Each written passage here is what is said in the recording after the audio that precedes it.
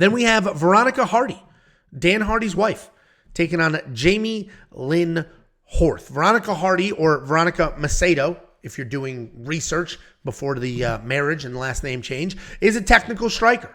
And pay attention to this breakdown, because I'm going to say striker, and then we're going to talk about what she did in the last fight. But she's a technical striker. She's very light on her feet. She's very fast. She bounces around. She charges forward. She'll throw lefts and rights before circling out. She's fast and creative with her striking. Not very powerful, though.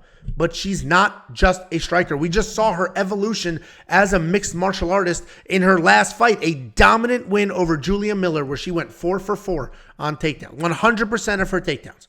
And it was clear that she was very well trained, has very high fight IQ, and she got that fight to the ground when she needed to. She's taking on Jamey-Lyn Horth. She's a striker with solid accuracy and power. She moves well. She mixes up various kickboxing techniques while pressuring. She has a high fight IQ, and she follows a game plan well. Her takedown defense is pretty good, but it's not great. But she does work her way back up well if she is taken down. She's coming off a UFC debut win over Haley Cowan, where she was taken down twice, but she controlled that striking pace. What's important here is Veronica's grappling, because yes, she's a striker, and so is Jamey-Lyn Horth.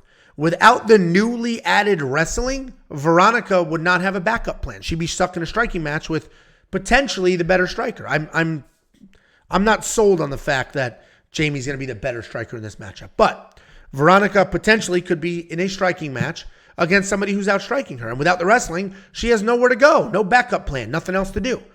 But now that we know she has this phenomenal wrestling, now that we know she makes the right decisions in fights, if the striking's not going the way she wants it to, she can shoot a takedown.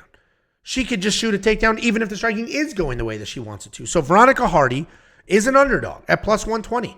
I threw the quarter of a unit on her, not a ton. It's still women's MMA. I threw a quarter of a unit on her because the striking is very good. We know the wrestling is very good. We know she's well trained. Jamie got taken down twice in that fight with Haley Cowan. She gave up 4 minutes of control time. And if Veronica Hardy just gets a little bit of wrestling going, she's 10 times the striker that Haley Cowan was, and she could win this fight. So quarter of a unit on Veronica Hardy, and I'm somewhat confident that she wins this fight.